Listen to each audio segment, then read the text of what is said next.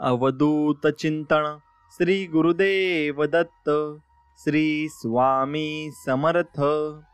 स्वामी भक्तांनो, स्वामींचे असेच आध्यात्मिक आणि गोड संदेश मिळवण्यासाठी आपल्या चॅनलला नक्की सबस्क्राईब करा आणि बाजूला असलेली घंटी नक्कीच दाबा। याने तुम्हाला आपले व्हिडिओज लवकर मिळतील। स्वामी भक्तांनो, स्वामींवरील प्रेम असंच तुमचं कायम राहू द्या आणि स्वामींना प्रार्थना करा, हे स्वामी समर्था, तू सदा सर्व काळ माझ्या हृदयात निवास करतोय। तू मला हृदयातून सतत मार्गदर्शन देतोयस। पण हे स्वामी राया, हे समर्था, माझे हे चंचल मन मला तुझ्यापासून दूर नेते, माझे चित्त स्थिर ठेवत नाही। हे गुरुराया स्वामी समर्था, माझ्यावर कृपा करा, मला तुझ्या अनन्य भक्तींची शक्ती द्या आणि या भक्तींच्या शक्तीने मी माझ्या चंचल मनावर ताबा मिळवेन आणि त्याला शांत करेन, त्याला सुद्धा तुझ्या नामाची गोडी लावेन। आणि तू जे जे कर्म संकेत देतो आहेस आणि जे मला तू सांगत आहेस, तू जे जे हुकूम देतो आहेस त्याचे पालन मी नक्कीच करेन आणि तुला अपेक्षित जीवनाची अभिव्यक्ती करेन आणि तुलाच माझा गुरु बनवेन। हे स्वामी समर्था, तू माझी आई आहेस आणि माझी माऊली आहेस, गुरु आहेस आणि पिता आहेस। मला नक्कीच मार्गदर्शन कर, मला प्रेरणा दे आणि तुझा सहवास मला नक्कीच लाभू दे, त्याने माझे जीवन सार्थक होऊन जाईल। आणि मित्रांनो, जर तुमचा स्वामींवर मनापासून विश्वास असेल तर नक्कीच व्हिडिओला एक लाईक करा आणि कमेंटमध्ये श्री स्वामी समर्थ, जय जय स्वामी समर्थ लिहायला विसरू नका। आणि हो, तुमच्या मनातील इच्छा नक्कीच कमेंटमध्ये टाईप करा, म्हणजे मी स्वामींचरणी एवढीच प्रार्थना करेल की तुमची इच्छा पूर्ण हो आणि स्वामी तुम्हाला नक्कीच सुखात ठेवो। मित्रांनो, स्वामी म्हणतात की एखाद्याला दुःख देऊन माझ्याकडे स्वतःसाठी प्रार्थना करू नका, पण एखाद्या व्यक्तीला क्षणभर आनंद देत असाल तर स्वतःच्या सुखाची अजिबात काळजी करू नका, मी ते तुमच्या मार्गात जरूर आणेल। म्हणून तुम्ही दुसऱ्यांचा चांगला विचार करा आणि चांगलं चिता, मी तुमचंही चांगलंच जितेन। आणि म्हणून स्वामी म्हणतात, नक्कीच तुम्ही माणसं जपा आणि माणुसकी सुद्धा नक्कीच जपा। प्रत्येक दिवस हा सारखा नक्कीच नसतो, सुख दुःख हे कालचक्र नेहमी चालूच असते, म्हणून कोणत्याच दिवशी खचून जाऊ नका। एक मात्र लक्षात ठेवा, दिवस जरी सारखे नसले तरी प्रत्येक दिवशी स्वामी समर्थ आपल्या सोबत आहेत आणि ते आपल्या पाठीशी राहतात। म्हणून खूप विचार करून एक दिवस नशिबाला विचारलं की तू सगळ्यांना एवढं दुःख का देतोस? नशिबाने हसून उत्तर दिलं की मी देताना तर सगळ्यांना सुखच देतो, पण तुम्ही सगळेजण एकमेकांचे सुख पाहून दुःख ओढून घेता, त्यात माझा काय दोष? मग यात आपल्याला असे शिकायला मिळते की दुसरे जर सुखी असतील तर आपणही त्यांच्या आनंदात सामील झालं पाहिजे आणि आपल्या सुखातही लोकांनी सामील झालं पाहिजे आणि त्याला जरी दुःख आलं तरी दुःखातही तुम्ही सामील झालं पाहिजे, म्हणजे देव तुम्हाला सर्व काही देईन आणि मनापासून देईन। माणसाने एकदम सुखाने आयुष्य जगावं, काल आपल्याबरोबर काय घडलं याचा विचार करण्यापेक्षा उद्या आपल्याला काय घडवायचं आहे याच्यावर जास्त विचार करा, कारण आपण फक्त गेलेले दिवस मोजण्यासाठी नाही तर उरलेले दिवस आनंदाने घालवायला जन्माला आलोय आणि ते दिवस तुम्ही नक्कीच आनंदाने घालवले पाहिजे, तरच तुमच्या जीवनाला अर्थ उरतो, नाहीतर मग सगळीकडे स्वार्थ हा आहेच। म्हणून तुम्ही स्वार्थी बनू नका, अर्थपूर्ण जीवन जगा आणि आनंदाने जगा। यशस्वी होण्याचा एक उत्तम पर्याय आहे दुसऱ्याचं भलं झालेलं पाहण्याची ताकद आपल्या मनात असली पाहिजे। मग दुसऱ्याचं भलं झालेलं पाहिलं आणि आपल्याला चांगलं वाटलं तर देव आपल्याला तसंच देतो आणि आपल्याला जर वाईट वाटलं मग ते आपलं कर्म आपण फेडत असतो। मग स्वामी म्हणतात, आपल्याला आम्ही असताना काळजी कसली करतोस? अरे, तुझं काम फक्त माझ्यावर अढळ विश्वास ठेवून नामस्मरण करणे आहे। तुझ्या आयुष्याचा कार्यभार आणि कारभार आम्ही वाहण्यास आम्ही समर्थ आहोत, म्हणूनच आम्हाला श्री स्वामी समर्थ म्हणतात। म्हणून तुम्हाला सांगत आहेत, स्वामी बोलत आहेत, मग तुमचा आहे ना स्वामींवर विश्वास? नक्कीच कमेंटमध्ये टाईप करा, श्री स्वामी समर्थ, जय जय स्वामी समर्थ।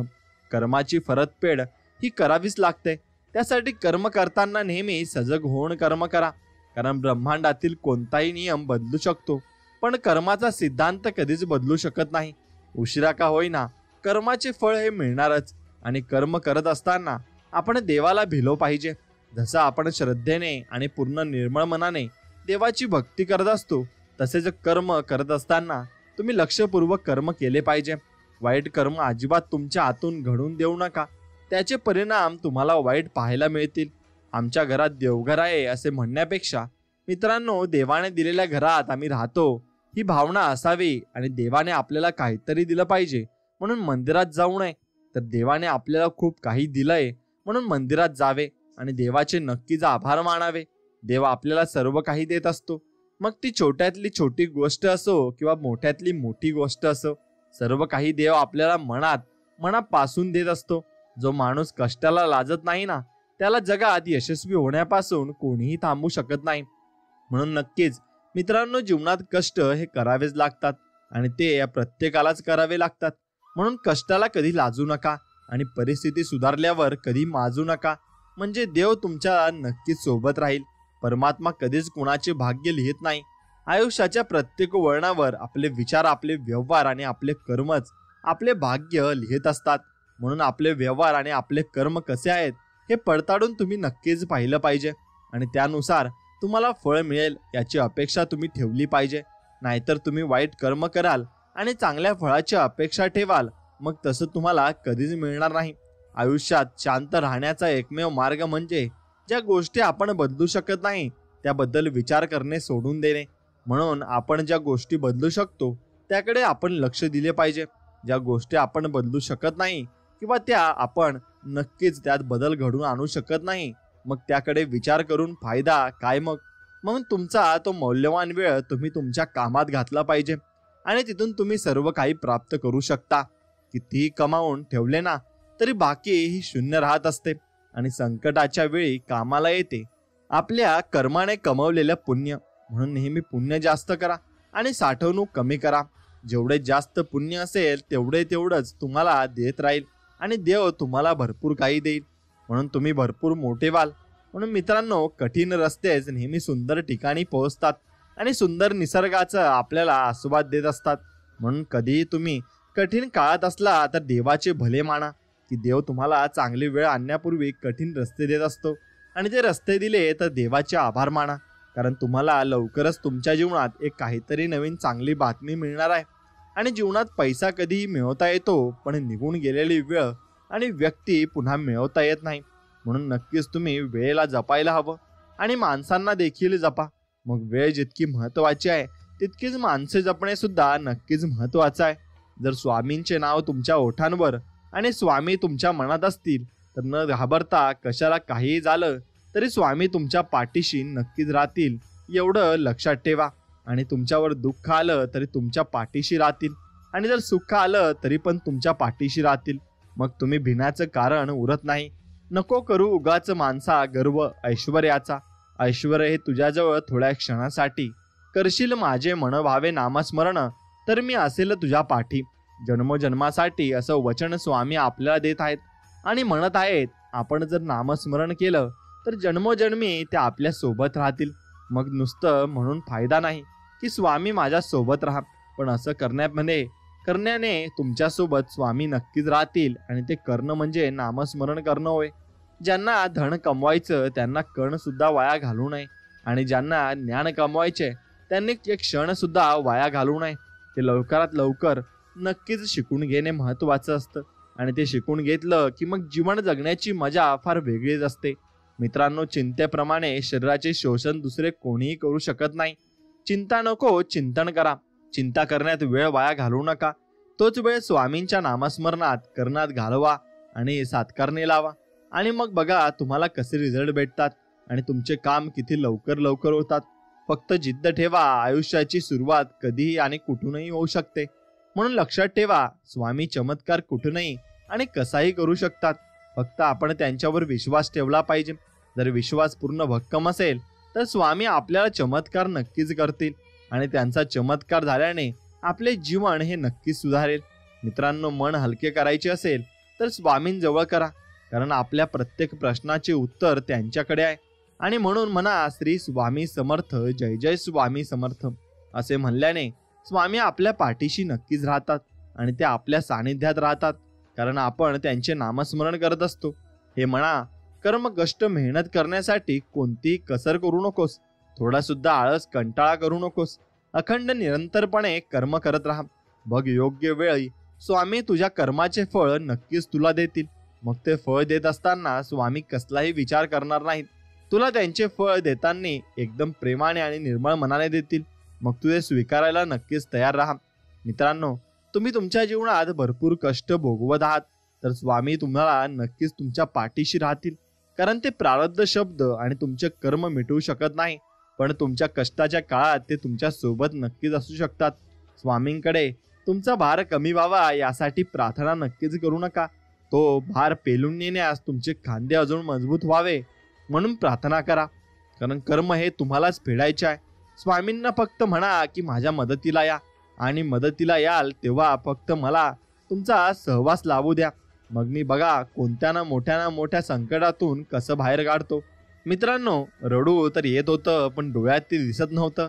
चेहरा कोरडा होता, पण मन मात्र भिजलं होतं. कारण डोळे पाहणारे बरेच असतात, पण मनातलं जाणून घेणारे फक्त सद्गुरू श्री स्वामी समर्थ असतात. आणि ते भरपूर या ब्रह्मांडाचे स्वामी आहेत आणि सर्व लोकांचे स्वामी आहेत आणि ते ब्रह्मांड नायक आहेत.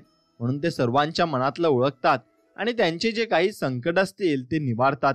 मित्रांनो, आपल्या हातून चांगले काम होतात आणि तेव्हा समजून जा की किमया स्वामींची आहे. आणि इतरांना झालेला त्रास पाहून आपल्याला जर त्रास होत असला तर समजून जा की आपलं मन स्वामीमय होत आहे. आणि जीवनात सुख दुःख येणारच, पण सुख आल्यावर स्वामींना विसरू नका आणि दुःख आल्यावर मुखांतून स्वामी नाम नक्कीच घ्या. आणि स्वामी नाम घेताना तुम्ही इथे मनापासून नक्कीच घेतलं पाहिजे. नक्कीच ते यशस्वी ठरेल. आणि मग बघा सुखाची पुरणपोळी आणि दुःखाची होळी कशी होते. आणि ती स्वामी म्हणतात की जेव्हा तू चांगलं काम करशील तेव्हा मी तुझ्या सोबत आहे, आणि वाईट काम करताना मात्र लक्ष असू दे, कारण स्वामी तुला बघत आहेत. आणि ही प्रचिती तुम्हाला तेव्हाच नक्कीच मिळेल जेव्हा तुम्ही स्वामींचे नामस्मरण कराल. म्हणून आयुष्यात एकदा इतका मोठा पाऊस पडावा की इगो सगळा वाहून जावा आणि अहंकार सगळा वाहून जावा. आयुष्यात एकदा इतकं कडक ऊन पडावं की जवळच्या सावलीचं महत्त्व कळावं, आणि ते महत्त्व कळल्यावर आपल्या जीवनाचे महत्त्व कळावं. आयुष्यात एकदा पुन्हा शाळा अशी भरावी की प्रत्येकालाच त्याचे लहानपण कायमचे लक्षात राहावे. आणि मग ती शाळा शिकत असताना आपण भरपूर काही अनुभव घेतो आणि त्यातून शिकत जातो. मग आपल्याला मोठेपणे आपल्यालाच सर्व काही प्राप्त करण्यासाठी त्या गोष्टी आठवाव्या लागतात. आणि आयुष्यात एकदा असे जगावे की आपले जगणे पाहून इतरांना जगण्याची मौज कळाली पाहिजे आणि मौज वाटली पाहिजे. म्हणून आपलं जीवन हे आपण चांगलं बनवत पाहिजे आणि ते तितकंच महत्वाचं आहे. म्हणून नामाने पापी माणसे पुण्यवान बनतात. म्हणून पूर्वी पडलेले अपराध नाम नाहीसे करते. वाया गेलेल्या माणसांना नाम ताडते. आणि नाम हा सर्व प्रार्थनांचा, सेवेचा, पूजेचा राजा आहे. नामाच्या आनंदापुढे त्याला प्रारब्धाची किंमत राहत नाही आणि संकटे तुमच्यावर येत नाहीत.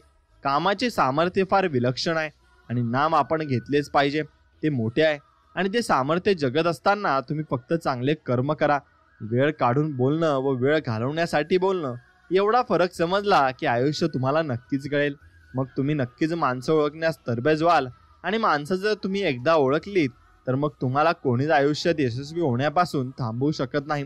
कारण माणसे ओळखणे हा खूप मोठा मुद्दा आहे आणि तो तुम्हाला जमलेला आहे. म्हणून मित्रांनो, स्वप्न पाहणे फार फायद्याचं असतं नाही, पण तुम्हाला ज्या हव्या आहेत त्या हव्या आहेत तशाच पाहता येतात गोष्टी. आणि त्या गोष्टी मग भविष्यात डोकावता येतं आणि मग भूतकाळात रमता येतं. आणि मनासारखं नसलेच काहीतरी शेवटच नाही, मग त्याच्या खाली असतेच. मग पुढची दिशा सुद्धा दिसते आणि पुढच्या प्रवासाची नाही तर आपलंच आयुष्य दिसतं आणि ते दिसत राहतं चित्रपटासारखं. आणि संतपणे एक एक रीळ उलगडत गेल्यासारखं आपण असतो जुरी. म्हणून तटस्थ आणि प्रेक्षक नक्कीच भान हरपलेले स्वप्न आपल्याला सांगून पाहत असतात.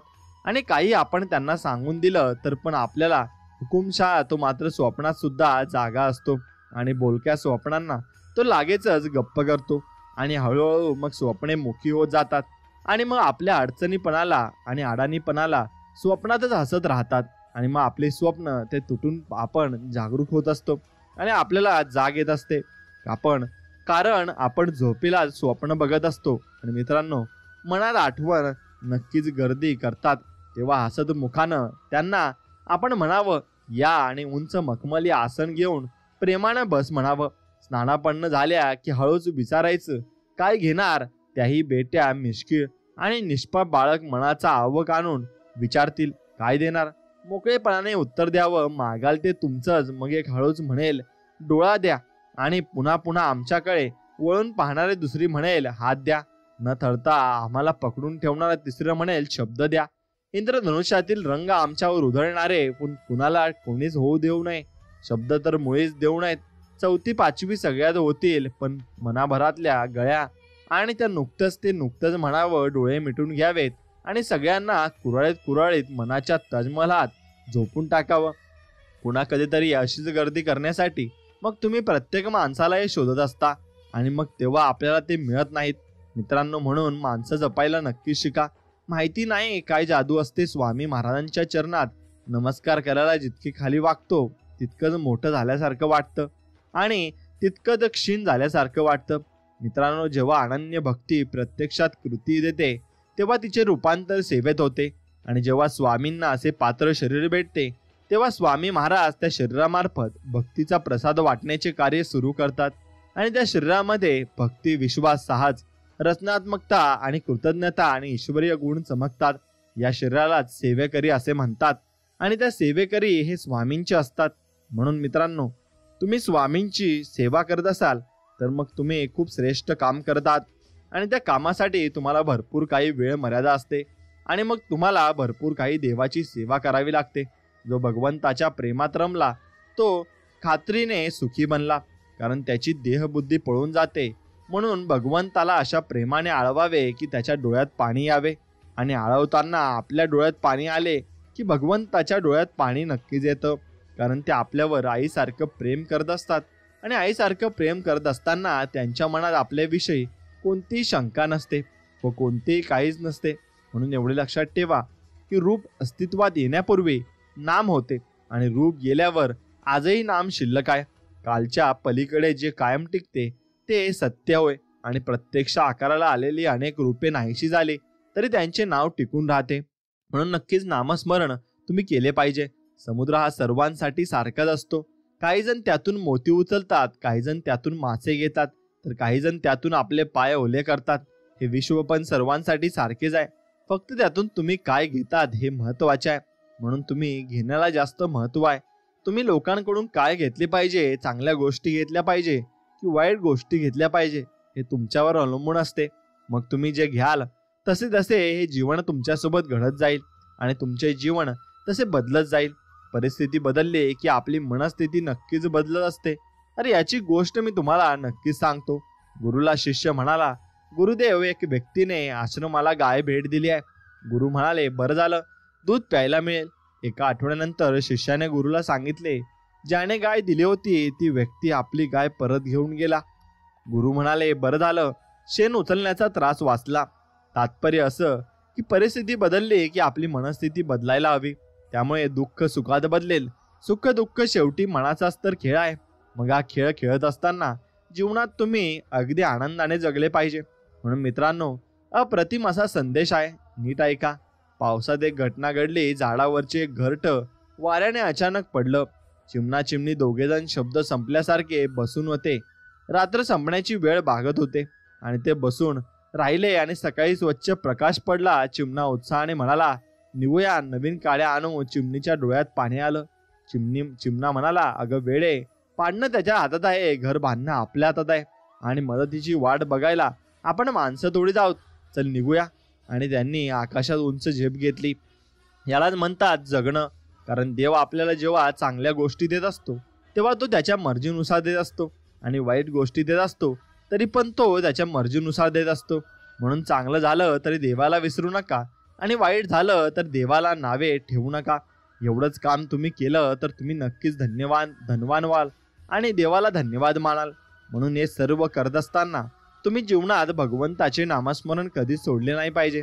कारण भगवंताचे नामस्मरण सोडले तर मग तुमच्या जीवनाला काहीच अर्थ राहणार नाही. संकल्प ही फार मोठी शक्ती आहे. इच्छा जर खरोखर अति प्रबळ झाली तर ती वस्तूला आपल्याकडे खेचून घेतल्याशिवाय राहणार नाही. तसेच भगवंताच्या प्राप्तीसाठी प्रबळ इच्छा धारण केली तर भगवंत भेटतो. प्रापंचिक वस्तू आपण किती मिळवल्या तरी त्या स्वभावातच अपूर्ण असल्यामुळे त्यांच्या प्राप्तीपासून पूर्ण समाधान होत नाही. आणि या उलट भगवंत स्वतः पूर्ण तृप्ती होऊन त्या क्षीण म्हणतात आणि नंतर आपोआप नाहीशा होतात.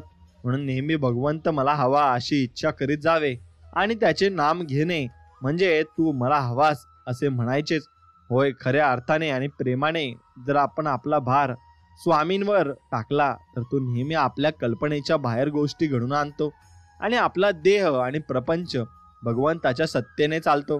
ही जाणीव सतत ठेवून जगात वागावे म्हणजे आपल्याला कधीच कमी पडणार नाही आणि भगवंताच्या नामस्मरणात आपण नक्कीच राहू. भगवंताच्या नामस्मरणात जो आहे त्यालाच कळते की त्याच्या आयुष्यात काय बदल होत आहेत आणि बाकी तो कोणाला कितीही सांगितलं तरी त्याला कळणार नाही. म्हणून आपण भगवंताच्या नामस्मरणात राहणे हीच एक गोष्ट आपण केली पाहिजे आणि ती करत असताना आपण एकदम मनापासून आणि निर्मळ मनापासून ती केली पाहिजे. आपल्याला आयुष्यातील समजुतीचा एक क्षण आपल्यासाठी खूपच धोकादायक ठरू शकतो. आपण तो एका मिनिटात एकत्र अनुभवल्या 100 सुखद जणांना आणि जणांचा सहज विसर पाडू शकतो. म्हणूनच गैरसमज टाळा. आपण प्रत्येकाने आपला विचार करताना दुसऱ्याच्या मनाचा आणि विसर पडू शकतो. म्हणून नक्कीच तुम्ही गैरसमज करायचा नाही आणि दुसऱ्याचा विचार तुम्ही नक्कीच केला पाहिजे. आणि नात्यात आणि मैत्रीत कधीच दुरावा येणार नाही आणि नातंही तुटणार नाही आणि थोडक्यात वाईटपणाही येणार नाही. म्हणून आपल्या आयुष्यातील प्रत्येक नात्याला प्रेमाने बांधून संयम, युद्ध आणि युक्त पांढऱ्या शुभ्र कापडात गुंडाळून आपल्या शिदोरीत जपून ठेवा. कारण कोणते नाते कोणत्या वेळी उपयोगी पडेल हे कधीच कोणाला सांगता येत नसते. तसेच पाहता आपले आयुष्य खूपच छोटं आहे पण त्या आयुष्यात महत्त्वपूर्ण नात्यांची साथ ही एक खासियत आहे. त्यामुळे नात्यांची खट्टी मिट्टी भेळच जीवनाच्या प्रत्येक वळणावर आपल्याला प्रेरणा देत राहते आणि जीवन जगायला नक्कीच आपल्याला शिकवत असते. मग तुम्ही जीवन जगत असताना लोकांना जपायला शिका आणि त्यांची मन नेहमी दुखवू नका. नेहमी त्यांना सुखाने बोला आणि शब्द चांगले वापरा. आपल्या आयुष्यात काही माणसं मिठात साखरेसारखी असतात. बरं, त्यांच्या असल्याने फरक पडत नाही पण नसल्याने नक्कीच फरक पडतो. आणि जसं की लग्नामध्ये जी पंगत असते तर पंगतीमध्ये मीठ वाढणारा एकदाच मीठ वाढून जातो तो परत कधीच येत नाही. ताटामध्ये वाढलेल्या गोड पंचपक्वानांपुढे मीठ नकळत बाजूला सारले जाते पण ताटातील त्याच्या असल्याने फरक पडत नाही. पण तेच मीठ जर एखाद्या पदार्थात घालायचे विसरले तर पदार्थ बेचवळ हळणी वाटतो आणि मग मिठाची उणीव जाणवते. आणि मग आयुष्यात ही अशा व्यक्ती असतात त्याची किंमत कळत नाही पण त्यांच्या नसल्याने आयुष्यात पोकळी जाणवते आणि आयुष्याची नक्कीच रुची बेचव वाटते. म्हणूनच आपल्या आयुष्यातील प्रत्येक व्यक्ती आपल्यासाठी महत्त्वाची आहे. याची किंमत ठेवा, आदर द्या. आज ते आहेत म्हणून तुमचा विश्वास नक्कीच तुम्ही त्यांच्यावर करू शकता. त्यांच्याशी प्रेमाने वागा आणि प्रेमाने राहा. मग आपण त्या व्यक्तीशी प्रेमाने वागलं तर आपल्याशी भगवंत हा प्रेमाने वागेल. कारण भगवंत सगळीकडे त्याची नजर असते. तो सर्व ठिकाणी बघत असतो. आयुष्य जगावं, काल आपल्याबरोबर काय घडलं याचा विचार करण्यापेक्षा उद्या आपल्याला काय घडवायचं आहे याचा विचार करा. कारण आपण फक्त गेलेले दिवस मोजण्यासाठी नाही तर उरलेले दिवस आनंदाने जगायला आलो आहोत. आणि ते दिवस जगत असताना आपण ते थोडाही वेळ न वाया घालवता अगदी क्षण आपण जीवन जगले पाहिजे. आणि ते जीवन जगत असताना तुम्ही भरपूर आनंदाने जगले पाहिजे. आपल्याला हवी असणारी व्यक्ती आयुष्यात आली की आयुष्य सुंदर होते, मान्य आहे. पण आपल्यासाठी योग्य असलेली व्यक्ती जर आयुष्यात आली तर आयुष्य नुसते सुंदर नाही तर सहज सोपे आणि सुखकर होते. असं म्हणतात की आपण ज्यांच्यावर प्रेम करतो त्यांच्यापेक्षा जी व्यक्ती आपल्यावर प्रेम करते तिच्या सहवासात आपण जास्त भरतो. काय हवंय यापेक्षा काय योग्य आहे हे समजवायला हवं आणि हे समजवायला फक्त ती जवळची व्यक्तीच आपल्या वाशी येते आणि मग ती आपल्या विचारांमुळे आपल्या जवळ जुळून राहते आणि आपल्या चांगल्या स्वभावामुळे सुद्धा ती आपल्याशी जवळ करून घेते. म्हणून मित्रांनो, व्यक्ती हे जमवायला शिका आणि त्यांचा स्वभाव ओळखायला शिका आणि आपला स्वभाव त्यांना समजून सांगा की कसा आहे. म्हणून विचारांची सुंदर वाट मनात वाहून आनंदाची धारा सकारात्मक विचारांनी सजवा आयुष्याची सुंदर झाड आणि संकटाच्या वादळातही उमले आशेची किरणे आणि सकारात्मक असे संसाराच्या निसर्गाचे तरंगे. धैर्य, आशा, आनंद आणि प्रेम या सकारात्मक भावनांची करून निरंतर सकारात्मक विचार आणि मनात भरून आनंदाची झार असं जीवन आपण जगलं पाहिजे. मित्रांनो, जीवनाची शर्यत असते त्याची एक कविता मी तुम्हाला म्हणून दाखवतो. जीवनाची एक शर्यत मात्र ठेवा लक्षात ठेवा, हारल्यावर तुम्ही वळवून घेतलेले प्रत्येक पाऊल ते एक अनुभव आहे. नक्कीच असण्याची भीती आहे पण तुम्ही जितके सामर्थ्याने लढतात त्याचे महत्त्व आहे आणि जीवनात सुख दुःख आहेत, पण आपल्या चेहऱ्यावर आनंदाची उधळणी आहे आणि ती सांगते की तुम्ही जिंकलात हे जीवन, आणि म्हणून ते जीवन आपण जिंकत असतो. म्हणून एकदाच मिळते त्याचा आनंद घेण्यासाठी अजून किती अवकाश आहे. तर आव्हान घेऊन चला आणि आपल्या स्वप्नांना साकार करण्यासाठी जीवन एक अग्रयात्रा आहे आणि ती तुम्ही जगली पाहिजे. जीवनाचा एक प्रवास त्यांचा प्रारंभ आहे आणि प्रकाशाच्या अनुभवास भविष्यात काय होईल चिंता करून काय, आपल्या दिव्यात्म्याचा आविष्कार नक्कीच मिळाला आहे. मग तो दिव्यात्म्याचा आविष्कार आपण नक्कीच जोपासून ठेवला पाहिजे आणि स्वतःला नक्कीच ते दिलं पाहिजे. प्रेमाचा अधिकार आपल्या मनाने उज्ज्वल उद्वेगाने आणि आपले हवे मन मंगल आयुष्य या चढत्या मार्गाची गोष्ट यशाचे शिखर चढ होईल गोष्ट आणि आशा आहे. तुमच्या मनातील यशाच्या शिखरावर निरंतर स्फूर्ती म्हणून तुम्ही अशी स्फूर्ती या जगासमोर दाखवणारे पाहिजे. आणि काळ हा भरपूर काही कोणाचाच नसतो, म्हणून काळ ते तुला समजवत नाही. कारण आज हारलात तर म्हणून कधीच जिंकणार नाही असे बिलकुल नसतं. कारण काळ कोणत्याच हातात नाही, नेहमी बदलत असतो आणि कधी आपल्याला नक्कीच फरक तर कधीच पडणार नाही.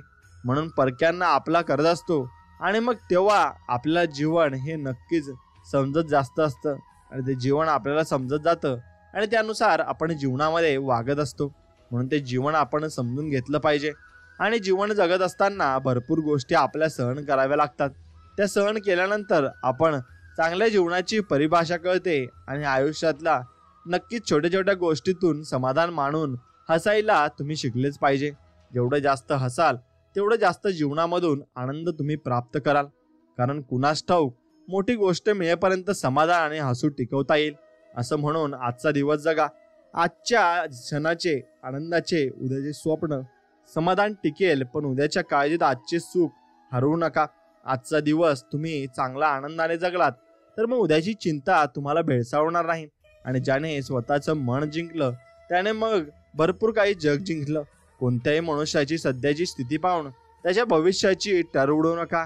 कारण काळ इतका भयानक आहे की तो ते महत्व आणि एका सामान्य कोळशालाही हळूहळू पूर्णपणे हिरा बदलतो. मग लक्षात ठेवा, तुम्ही कोणाशी बोलताय आणि कोणाला बोलताय आणि कोणत्या माणसाला बोलताय हे तुम्ही लक्षात घेतलंच पाहिजे. म्हणून मित्रांनो, तुम्ही एक गोष्ट लक्षात ठेवा, तुम्ही फक्त स्वामींवर भरोसा ठेवा आणि विश्वास ठेवा. विचार करून बोलले तर भरपूर काही चांगलं होईल. आयुष्यातले काही क्षणी एकांतात घालवत जा. सर्व प्रश्नांची उत्तरे तिथेच मिळतील. कारण तिथेच आपण संवाद फक्त स्वतःशी करतो. आणि म्हणून आपण स्वतःलाच मनाला विचारत असतो की बाबा मी करतोय ते बरोबर आहे का, आणि मी करणार आहे ते नक्कीच बरोबर आहे का, की चुकीच्या तुम्हाला जमणार नाही आणि म्हणून चुकीचं आहे. मग तुम्हाला तुमच्या मनाची सर्व उत्तरे ते मिळत जातील. आणि आयुष्यातील सर्वात मोठा आनंद म्हणजे जे तुम्हाला जमणार नाही असं लोकांना वाटत असतं ना, ते करून दाखवणं आणि ते जे जिंकून दाखवलं भरपूर काही, यात सर्वात मोठा आनंद आहे. ज्यांना तुमच्या अश्रूंची किंमत कळत नाही त्यांच्यासाठी रडू नका हे लक्षात घ्या. आणि ज्यांना तुमच्या अश्रूंची किंमत कळते ते तुम्हाला रडूच देणार नाहीत आणि ते तुमचं मन कधीच दुखावणार नाहीत हे मात्र निश्चित आहे. आयुष्यामध्ये ज्या गोष्टी आपण सारख्या नाहीत त्यांना स्वीकारा आणि करायला शिका. म्हणून त्या गोष्टी तुम्ही नक्कीच जर स्वीकार कराल तर नक्कीच तुम्हाला त्यांच्यापासून भरपूर काही शिकायला मिळेल. आणि जुन्या वाटेवर अडचणी आल्याशिवाय नवीन वाट्याला शोध पण लागत नाही. म्हणून जुन्या वाट्यांच्या वर नेहमीच जेव्हा तुम्हाला अडचणी येतील तेव्हा तुम्ही नवीन मार्ग शोधत असता. पण जेव्हा तुम्ही जुन्या मार्गावर असता तेव्हा तुम्हाला असं वाटतं की नवीन मार्ग शोधणे भरपूर कठीण आहे. जाऊ दे, मी याच ठिकाणी याच मार्गावर राहतो. मग तुम्ही तुमच्या कळत नकळत भरपूर काही गोष्टी या करत असतात आणि लोक तुम्हाला फसवत असतात. म्हणून मित्रांनो, मार्गावर राहतो मग तुम्ही त्यांच्यात फसवतात. आणि मग प्रेम आणि विश्वास कधीही गमावू नका. कारण प्रेम प्रत्येकावर करता येत नाही आणि विश्वास प्रत्येकावर ठेवता येत नाही. म्हणून तुम्ही जर एखादा विश्वासघात केला तर समोरचा व्यक्ती दुसऱ्या कोणताच विचार ठेवणार नाही आणि तो प्रत्येक वेळी त्याच्या मनात नक्कीच विचार ठेवेल आणि सोडायची भावना ठेवेल आणि मग ती भावना आपली दृढ होत जाईल. एवढं लक्षात ठेवा. म्हणून तुम्ही जर एखादा विश्वासघात अजिबात करू नका. आणि आपण एवढे थंड कसे बर्फाने अगदी शांत नक्कीच बसू शकतो. आणि मग तिडून उत्तर आले की माझा भूतकाळ पण पाणी आणि भविष्यकाळ पण गरम पाणी, आणि नक्कीच मी गरम कोणत्या गोष्टीवर हो.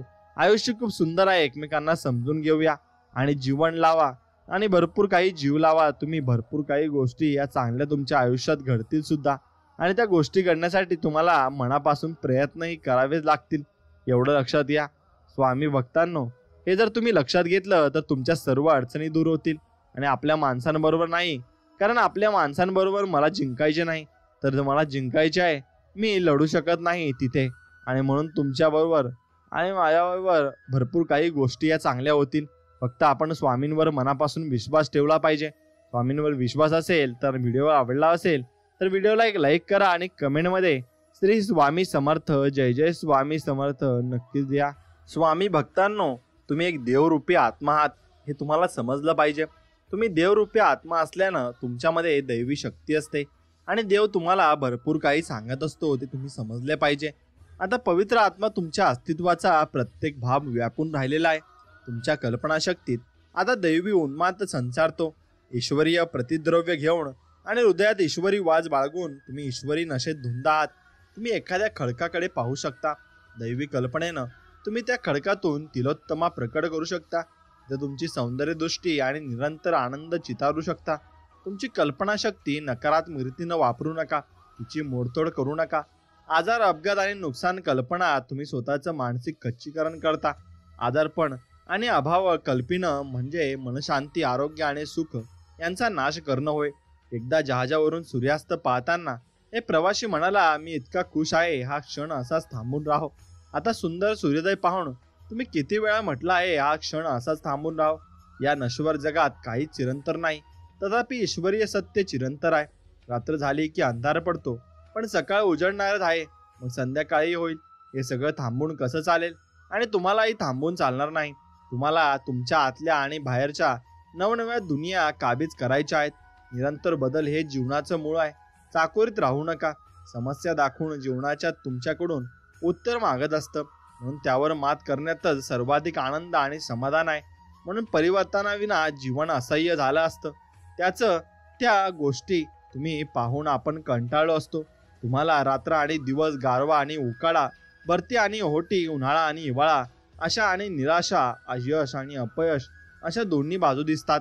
अशा परस्पर विरोधी गोष्टींतून तुम्ही मार्गक्रमण करता.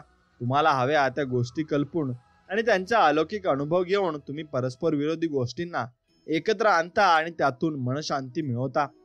म्हणून दुःखाच्या, वेदनेच्या किंवा एखाद्या प्रिय व्यक्तीच्या वियोगाच्या वेळी कल्पनाशक्ती आणि श्रद्धा हेच एका पक्षाचे दोन पंख जणू तुम्हाला हळुवारपणे ईश्वराच्या म्हणजेच तुमच्या पित्याच्या कुशीत घेऊन पोहोचवतात, आणि तिथे तुम्हाला आत्मिक शांती, सांत्वना आणि दैवी विश्राम लाभतात. कल्पनेत तुम्ही ईश्वराच्या मुखाकडे किंवा सत्याकडे पाहता, मग ईश्वर तुमचे सारे अश्रू पुसून टाकतो. आता रडण्याची गरज काय? मानवी मनाचं सारं दुःख ईश्वरीय प्रेमाच्या सूर्यप्रकाशात विरून जातं. जेव्हा रात्र काळोखी असते आणि मार्ग दिसत नाही, म्हणजे जेव्हा तुमची समस्या सर्वात कठीण असते, तेव्हा कल्पनाशक्ती तुम्हाला तारून नेईल. जेव्हा तुम्हाला मार्गदर्शन हवं असतं आणि प्रेरणा हवी असते, तेव्हा ईश्वरीय सत्यावर नजर केंद्रित करा. मला अमर्यादित बुद्धिमत्तेचं मार्गदर्शन आहे किंवा दैवी शहाणपण माझ्या मनात भरून राहिलेला आहे आणि मी ईश्वर प्रेरित झालेलो आहे. तुमच्या आत एक अभिकल्पित, एक वास्तुविशारद आणि एक भिनकर आहे. तो तुमच्या मनाचं, विचारांचं, भावनांचं आणि धारणांचं वस्त्र घेऊन तुमच्या त्यातून शांती किंवा अशांती, आरोग्य किंवा अनारोग्य देणारं जीवन घडवतो. आणि तुम्ही अशा जीवनाची कल्पना करू शकता जे तुम्हाला तिसऱ्या स्वर्गात घेऊन जाईल आणि जिथे तुम्हाला अवर्णनीय दैवी गोष्टी दिसतील. किंवा मग कल्पनेच्या विकृत वाईट उपयोगानं आणि तुम्ही रसाळ्यातल्या पोहोचू शकता. आणि मनुष्य हाच ईश्वराचा निवास आहे. मनुष्य कितीही अधोगतीला जाऊ देत, तिथून त्याचा उद्धार करण्यासाठी ईश्वरीय अस्तित्व हजर असतं. म्हणून आपल्या हाकेला ओ देण्यासाठी ते आपल्या आतच वाट पाहत असतं आणि उभं असतं. सर्व व्यावसायिक देवघेवींमध्ये तुम्ही कल्पनाशक्तींचा चांगला वापर करून घेऊ शकता. समोरच्या व्यक्तीच्या जागी नेहमी स्वतःला कल्पा. मग काय करावं तुमच्या लक्षात येईल आणि समोरच्या व्यक्तीनं जे बोलायला हवं अशी तुमची इच्छा आहे ते तुम्ही ती व्यक्ती बोलत आहे अशी कल्पना करा. ती जशी दिसते तशी तिला पाहण्याऐवजी ती जशी असायला हवी तशी पहा. आणि कदाचित ती चिडकेरखोरपणे, उपरोधिकपणे, कडवटपणे किंवा शत्रुत्वानं वागत असेल, कदाचित तिच्या मनात निराशेबरोबरच अनेक दुःख भरलेली असतील, तरी तुम्ही सुंदर आणि भल्या गोष्टींची कल्पना करा. तुम्हाला तुमच्या कल्पनेनं त्या व्यक्तीला ईश्वरीय वस्त्रात आच्छादून टाका. कल्पना करा की ईश्वरीय आदर्श आणि अपरिमित ईश्वरी कल्पना त्या व्यक्तीमध्ये सामावलेल्या आहेत आणि केवळ त्या प्रकट होण्याची, मुक्त होण्याची प्रतीक्षा करत आहेत. इच्छा असल्यास तुम्ही असंही म्हणू शकता की ईश्वर या व्यक्तीतून प्रकट होण्याची वाट पाहताय. तुम्ही त्या व्यक्तीच्या हृदयात ईश्वरी प्रेमाचा वतनी चेतवू शकता आणि तुम्ही लावलेली ही ज्योत पुढे कदाचित दैवी अग्नी बनेल. म्हणून जगातील सर्वात मोठ्या, सर्वात समृद्ध चित्रपट प्रदर्शिका ईश्वरी सत्याला आणि सौंदर्याला वाहिलेल्या असतात. लिओनार्डो दा विंची त्याला लाभलेल्या कल्पनेचं देणं वापरून नक्कीच त्यांना 12 अन्वयांवर मनन केलं आहे. म्हणून एक गोष्ट लक्षात घ्या, तो चिंतनमन असताना त्याच्या कल्पनाशक्तीनं मनात अनंत साठ्यांतून सर्वश्रेष्ठ चित्राचं सर्जन झालं. त्याचं चित्त चांगलं एकाग्र केल्यानं सगळ्या त्यांच्या अंत अश्रू, अंत प्रकाशानं झळाळू लागला आणि त्याला प्रेरणा स्फुरली आणि मग कल्पनेच्या दैवी प्रतिमांमधून साकारली ती त्यांची उत्कृष्ट कलाकृती, द लास्ट सपर. म्हणून तुम्ही एकांत शांत तळ्याकाठी किंवा पर्वता शिखरापाशी आहात अशी कल्पना करा. त्यांच्या शांत, शीतल, अविचल पृष्ठभागांवरून कसा स्वर्गीय प्रकाश परावर्तित होत आहे ते पहा. आणि त्याचप्रमाणे आध्यात्मिक मनुष्याच्या शांत मनावर देखील ईश्वरीय अंतप्रकाशाचं आणि ज्ञानाचं प्रतिबिंब उमटतं. म्हणून जीवनातल्या तुमच्या आदर्शाचं चित्र रेखाटा. या आदर्शासोबतच जगा. या आदर्शानं तुमची कल्पनाशक्ती भरली जाऊ द्या आणि त्यानं तुम्हाला झपाटून टाकू द्या. मग तुम्ही या आदर्शाच्या मार्गावर चालू लागाल. आणि जीवनातला आदर्श म्हणजे जणू स्वर्गीय दव असतं आणि ते माणसाच्या शुष्क मनावर फिरतं आणि त्याच्या ताजा तमाना करून टाकतं. एव्हाना तुम्हाला हे कळलेलं आहे की मानसिकरित्या तुम्हाला ईश्वराकडे वाहून नेण्यासाठी तुमची कल्पनाशक्ती ही एखाद्या नदीचं काम करते. तिचा प्रवाह आणि तिच्या उपनद्या म्हणजे तुमच्या कल्पना आणि भावना आहेत. तसेच तुमच्यामध्ये उगम पावून सर्वत्र इतरांमध्ये जाऊन पोहोचवणारा प्रेम आणि सद्भावना होत. म्हणून सामान्य माणूस जगाकडे नक्कीच भरपूर काही आशेने पाहतो. म्हणून तेव्हा त्याला आजार, गोंधळ आणि मनुष्याची इतरांशी असणारी अमावती वर्तणूक दिसते. याउलट शिस्तबद्ध कल्पनाशक्ती वापरणारा मनुष्य सर्व दिखाव्यांच्या, विसंगतीच्या आभासांच्या वर भरारी मारून सौंदर्याचं उदांत तत्व पाहतो. हे तत्व सर्व गोष्टींच्या आतमध्ये, पाठीमागे आणि केंद्रस्थानी वास करत असतं. दैवी प्रतिमांमधून त्या मनुष्याला हे समजलेलं असतं की सर्व गोष्टींना योग्यतेचा एक चिरंतर नियम लागू असतो. हे लक्षात घ्या. आणि संपूर्ण विश्व एका निरंतर शांततेवर, असीम प्रेमावर चालतं. ही सत्य हृदयात उचंबळून येतात आणि एका चिरंतर सत्यातून उगम पावतात.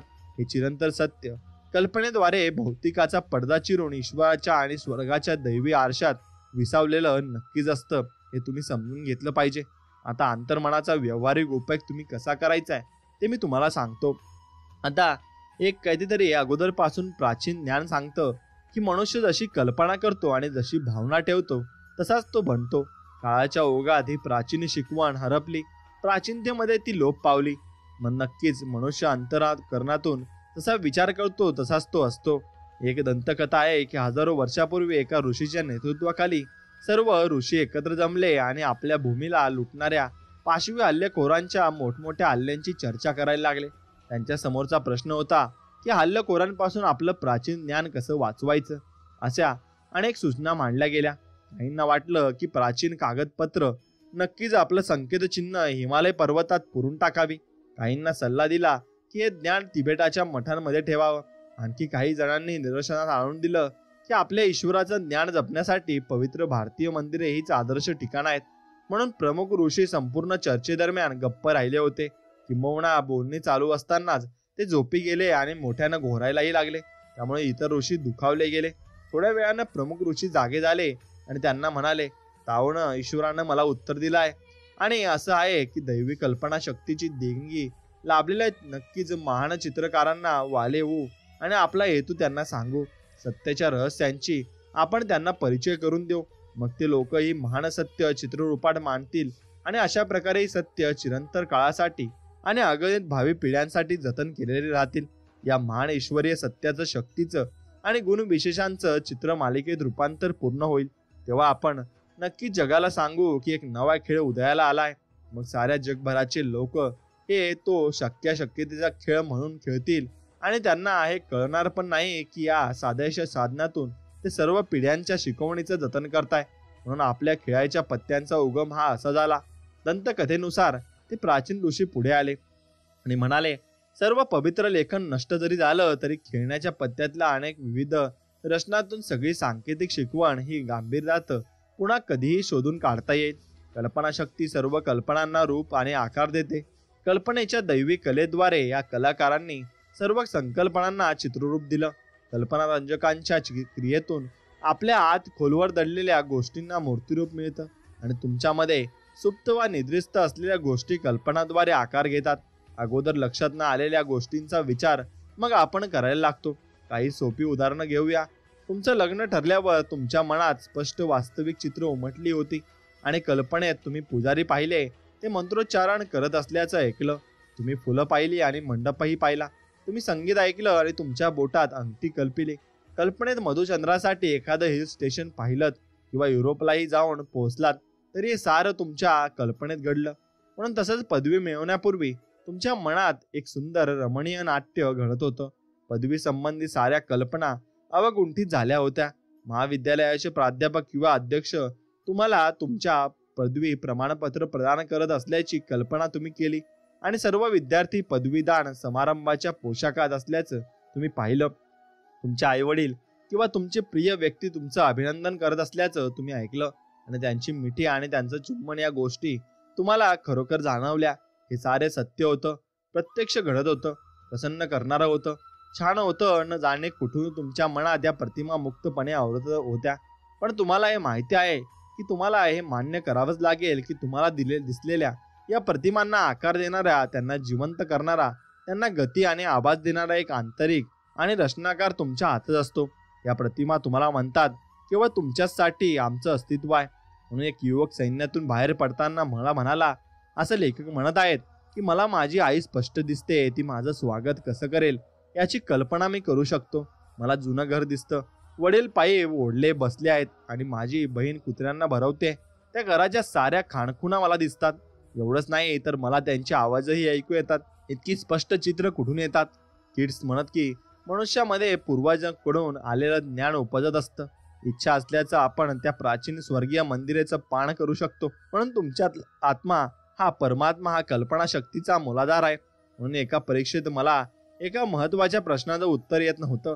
मी स्तब्ध आणि शांत होऊन चिंतन करत स्वतःशी म्हणून लागलो, ईश्वर मला उत्तर सांगेल. मधल्या वेळात मी बाकी सोप्या प्रश्नांची उत्तरं लिहत गेलो.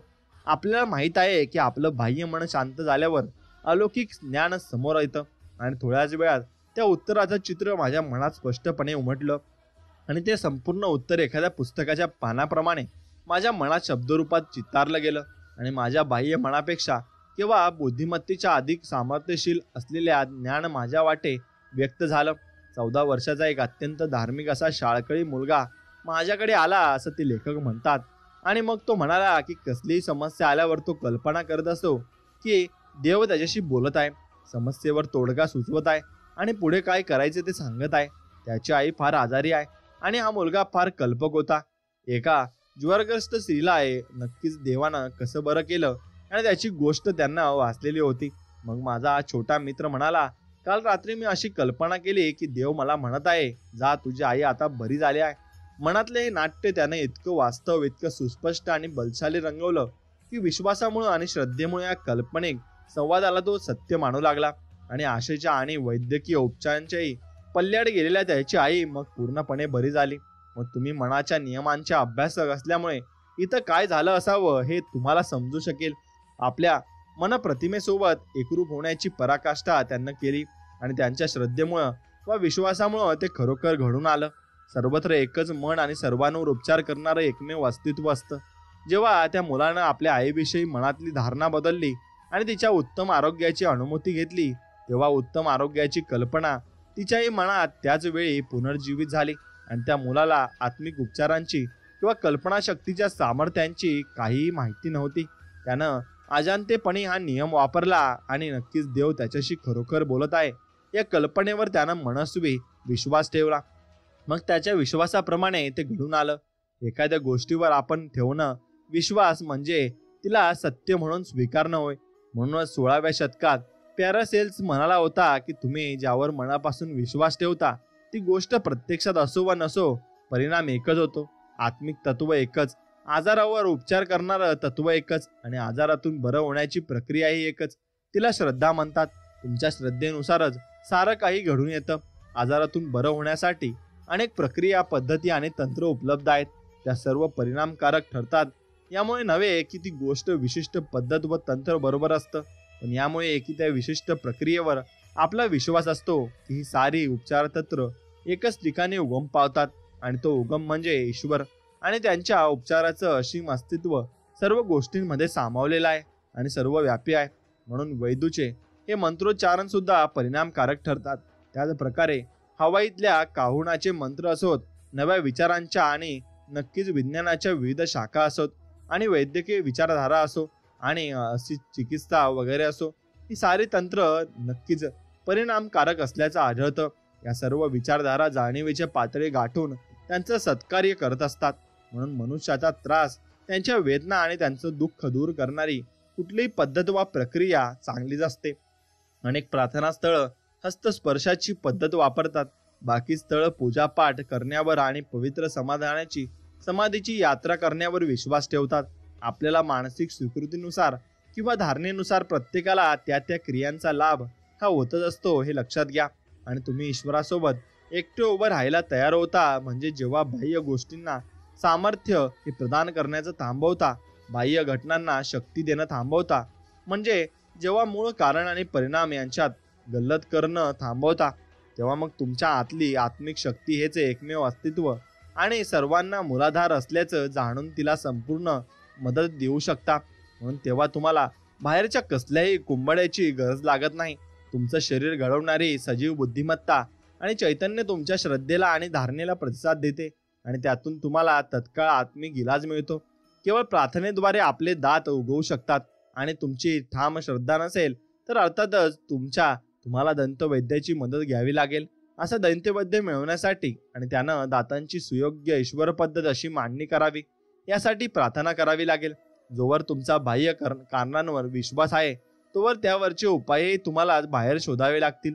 म्हणून कल्पनाशक्तीचं सामर्थ्य अधिक चांगल्या प्रकारे समजावून सांगण्यासाठी मी तुम्हाला माझ्या एका जवळच्या नातेवाईकाची गोष्ट सांगतो. त्यांना क्षयरोग होता आणि त्याची फुफ्फुसं रोगग्रस्त होती. म्हणून त्यानं त्याच्या मुलांना वडिलांना बरं करण्याचं ठरवलं. तो घरी वडिलांकडे पश्चिम ऑस्ट्रेलियात परतला आला आणि त्यानं वडिलांना सांगितलं की त्याला एक भिक्षू भेटला होता आणि त्या भिक्षूकडून त्यानं नक्कीच देवाच्या खरोखरच्या क्रिस्तूच्या एक तुकडा $500 विकत घेतला होता. आणि या तरुणानं खरं तर रस्त्यावरून एक लाकडाचा तुकडा उचलला होता आणि तो खरा वाटावा यासाठी एका सोनाराकडून त्याला अंगठीत जडून घेतलं होतं. आणि म्हणून या अंगठीच्या किंवा त्या नक्कीच नुसत्या स्पर्शानं कित्येक लोक व्याधीमुक्त झालेले होते. आणि असं त्यानं वडिलांना सांगितलं.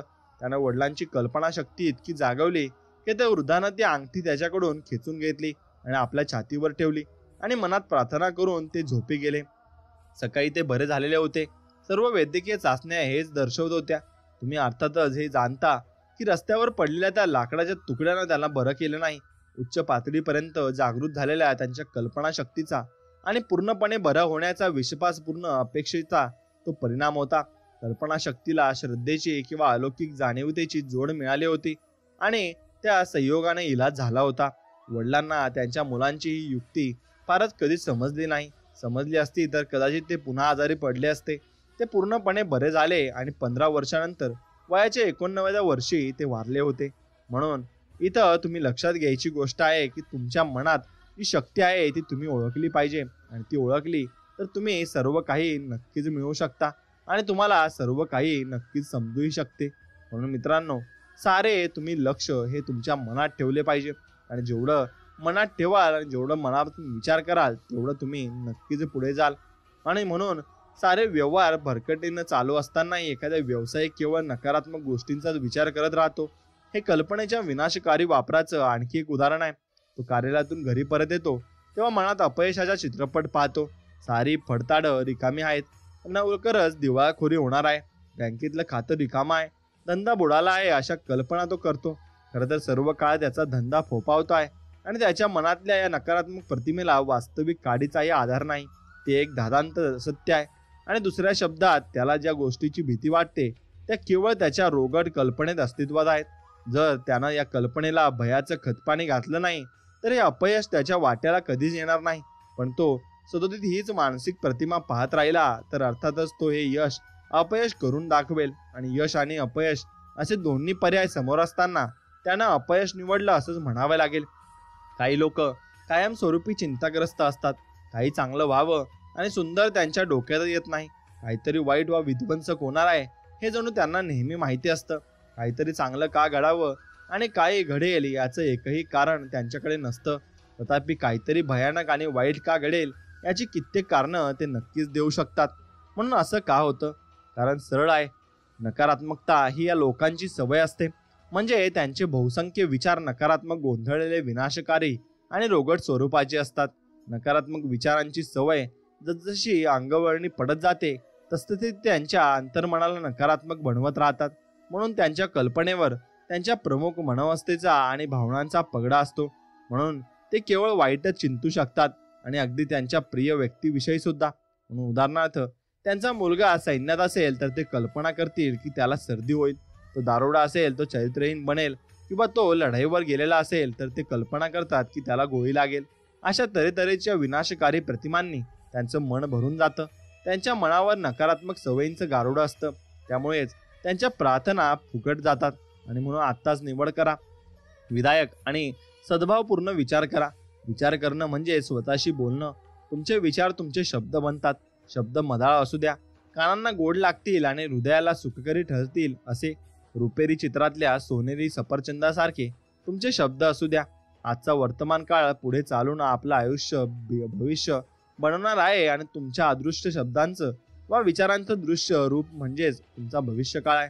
आणि तुमच्या शब्द कानांना गोड लागतात काय? आणि आत्ता या क्षणी तुमच्या मनात कुठला आंतरिक संवाद चालू आहे? तो संवाद कुणी ऐकू शकत नाही. तो तुमच्या स्वतःचा मूक विचार असतो.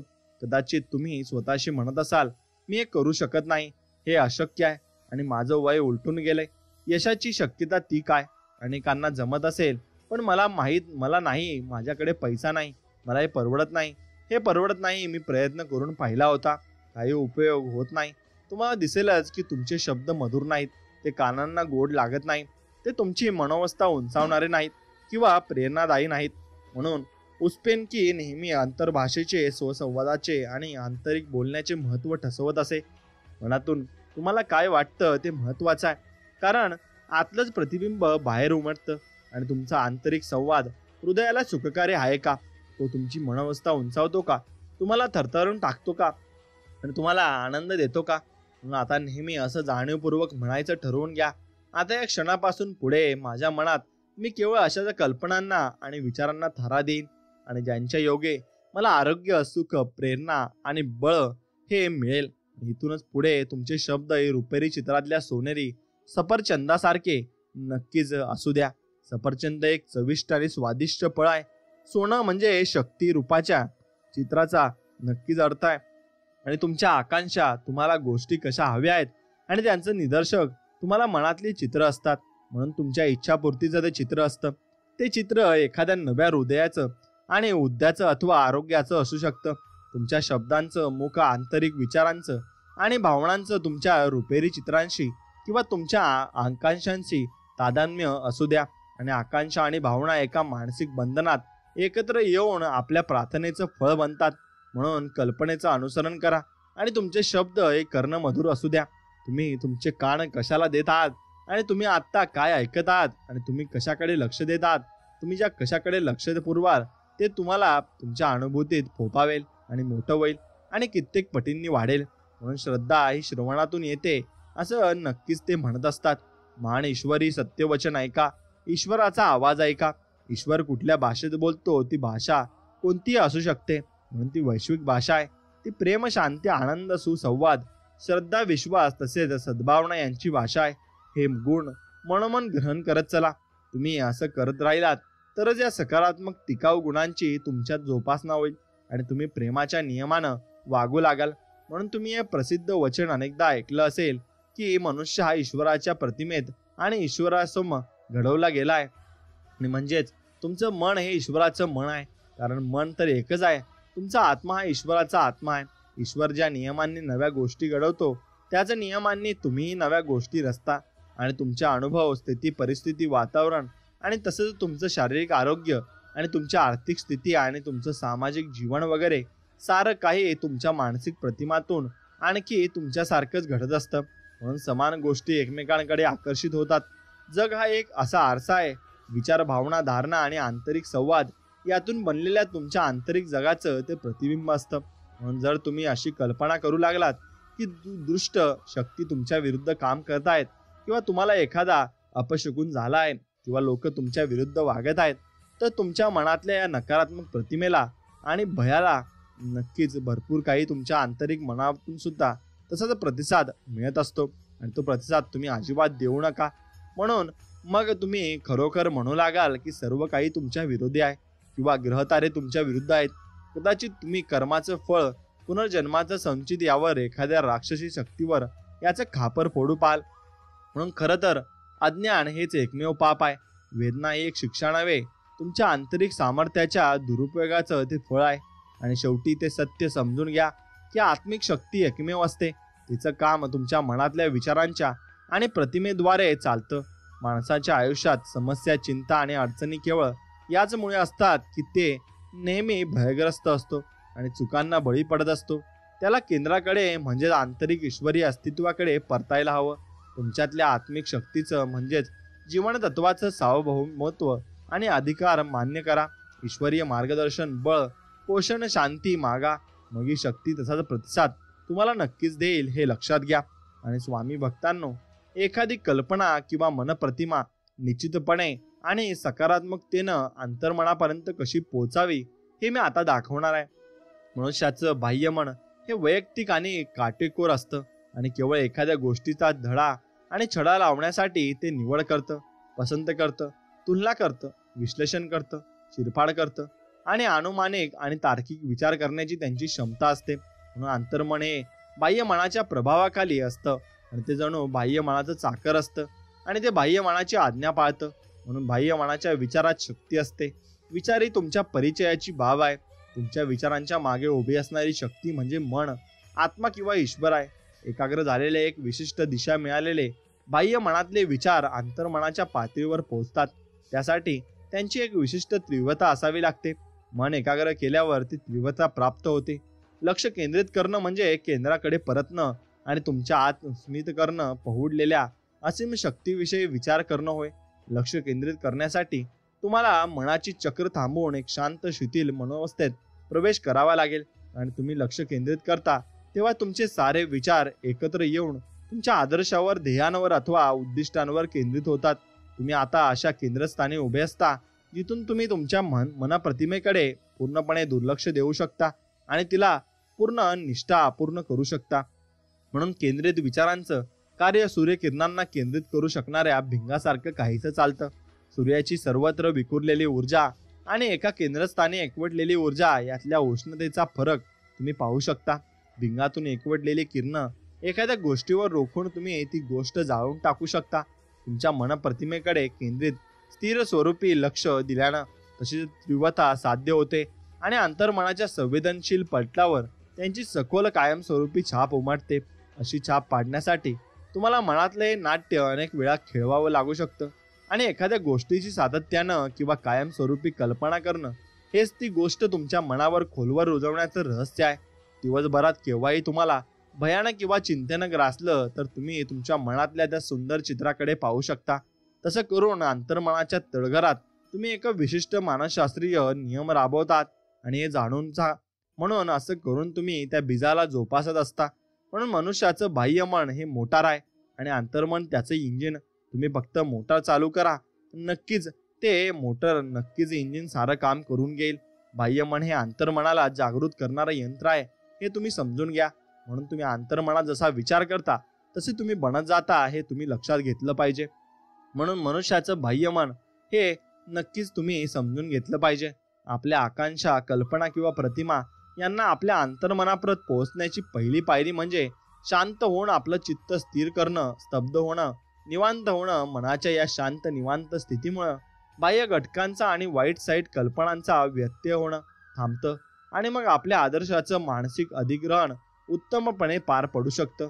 मनाच्या शांत क्रियाविहीन ग्रहणशील अवस्थेत मानसिक अधिग्रहणाची जवळजवळ काहीच प्रयत्न लागत नाही.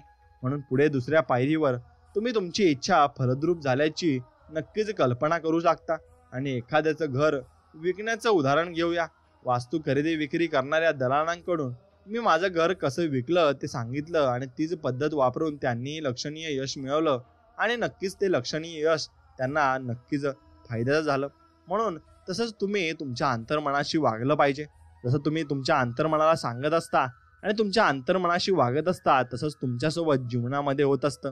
म्हणून तुम्ही अंतर्मनाशी कसं वागताय ना हे तुम्ही लक्षात घेतलं पाहिजे आणि त्यानुसार तुम्ही विचार केला पाहिजे. जसा तुम्ही विचार कराल तसे तुम्ही बनत जाल हे लक्षात घ्या. आणि स्वामींवरची तुमची भक्ती कायमस्वरूपी टिकून ठेवा. आणि स्वामी भक्तांनो, हा व्हिडिओ तुम्हाला मनापासून पूर्ण आवडला असेल तर नक्कीच या व्हिडिओला एक लाईक करा आणि आपल्या चॅनलला सबस्क्राईब करून बाजूला असलेली घंटी नक्कीच दाबा. चला तर मग भेटूया नवीन एक व्हिडिओमध्ये. तोपर्यंत जय श्रीराम, श्री स्वामी समर्थ, जय जय स्वामी समर्थ. धन्यवाद.